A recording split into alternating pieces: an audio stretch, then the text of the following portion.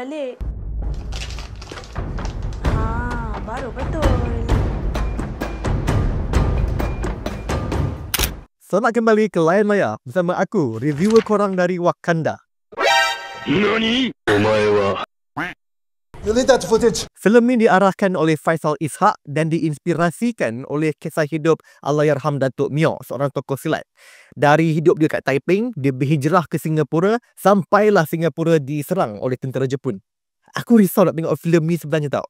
Sebab filem arahan Faisal Ishak yang aku kenal, dua je. Yang pertama, Budak Flat, yang agak best. Kedua adalah Padu, yang tak padu.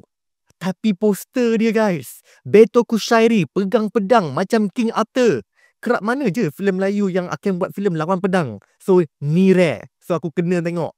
Filem ni bermula dengan aksi lawan. Baru start dah ada action, okay? Babak lawan ni sekadar untuk memperkenalkan watak Myor dan juga kehebatan silat gayung dia. Babak ni buat aku risau sikit. First, sound effect aksi yang melampau. Dari Blood Brothers ke Enam Jelaka ke Gayung, semua lebih kurang je.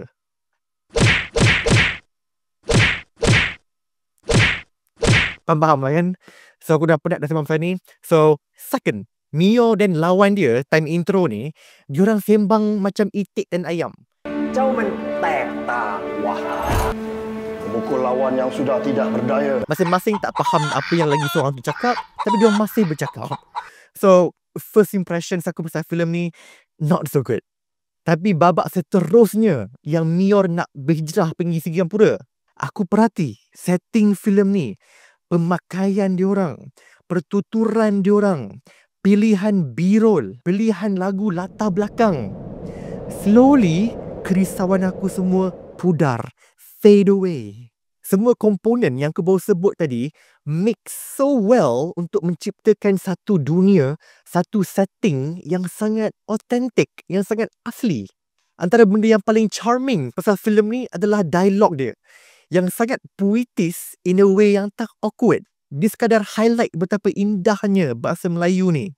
Lagi-lagi dengan adab dan budi bahasa yang ditunjuk oleh watak-watak kita time diorang communicate, berkenalan. Seriously, filem ni buat aku rasa rindu dekat zaman-zaman tu. Padahal aku budak 90-an kot, bukan budak zaman tu. So nampak tak efek dia? Dia buat kita rasa sangat nostalgic. So they nailed it. Fast forward, semakin maju plot filem ni, kita berkenalan dengan beberapa watak sampingan. Dengan beberapa tu maksud aku banyak. Tapi filem ni tak pernah lose fokus dari benda yang penting, dari watak yang penting. Dan kebanyakan watak sampingan yang kita kenal ni ada peranan yang jelas, ada personality yang cukup unik untuk buat diorang likeable, yang kita nak tengok lagi diorang on screen. Dan oleh itu aku nak highlight dua watak sampingan. Ada banyak yang aku nak highlight, tapi untuk tak meleretkan video ni, aku nak highlight dua je. Pertama, Anas Rizwan. Dia part lawak dalam filem ni. Dan I don't know how they do it, tapi tak ada satu pun lawak yang hamba. Komedi filem ni dilaksanakan dengan sangat baik.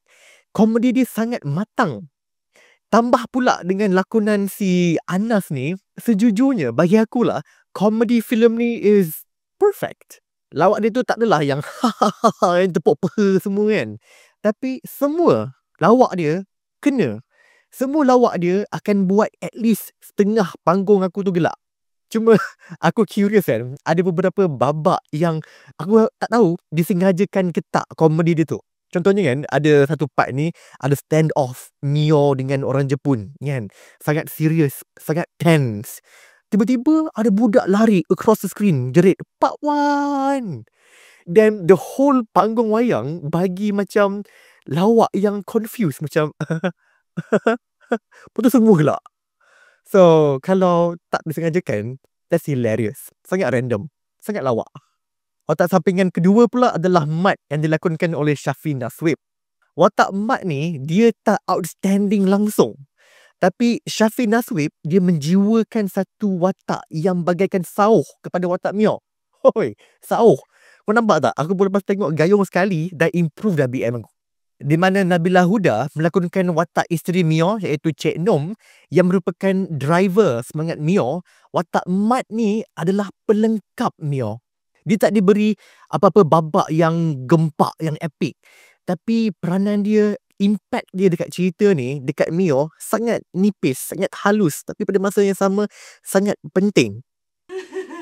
Bukan Cik Nom lah, Cik Som. Cik Nom tu tukang masak.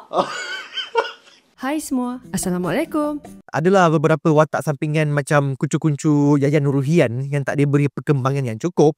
Tapi overall, semua watak-watak kita rasa real. Diorang punya relationship tu rasa real.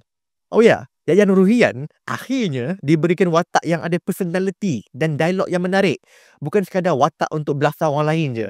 Di video reaksi luar panggung aku pasal filem Gayung ni, yang korang boleh tengok dekat TikTok dan Instagram, aku ada sebut yang filem ni berani.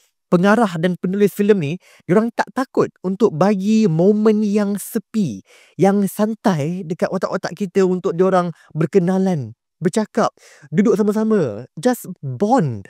Kalau filem ni asyik nak lawan je, aku rasa dah dekat the end of the film, aku mungkin akan kisah pasal Mio dengan Cik Som je.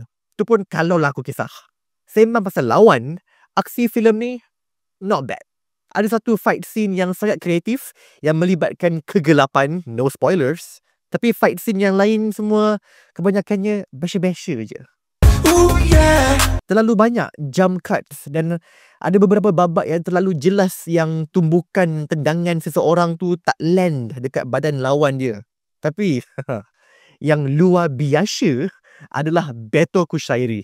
Aku seorang je ke yang buat tahu yang Beto Kushairi ni bukan setakat pelakon yang hebat, tapi adalah pelakon aksi yang hebat. Hampir semua babak lawan dia memang dia yang lakonkan, dia yang beraksi, bukan stuntman. And still, dia punya silat gayung dia tu nampak sangat elegan.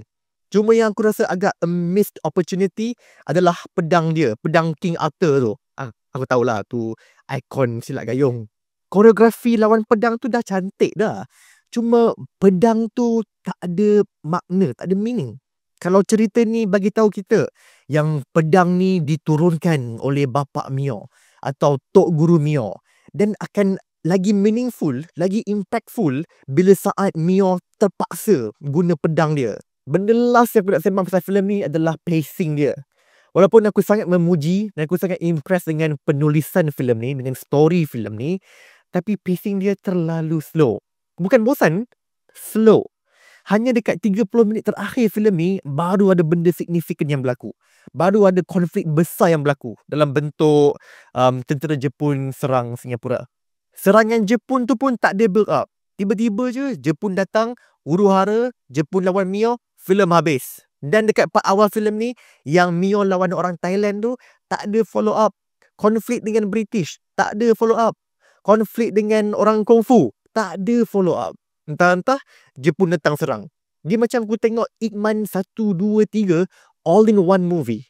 Mungkinlah pengarah filem ni memang sengaja dia nak ikut kisah perjalanan hidup Allahyarham Datuk Mio ni dalam lingkungan period 5 ke 10 tahun tu, di mana konflik British, konflik Kungfu tu tak sesignifikan, tak sepenting konflik Jepun tu. Mungkinlah. Tapi sekarang kita ditinggalkan dengan 3 story arc yang tak fully developed dan 3 story arc yang tak ada penutupan yang memuaskan.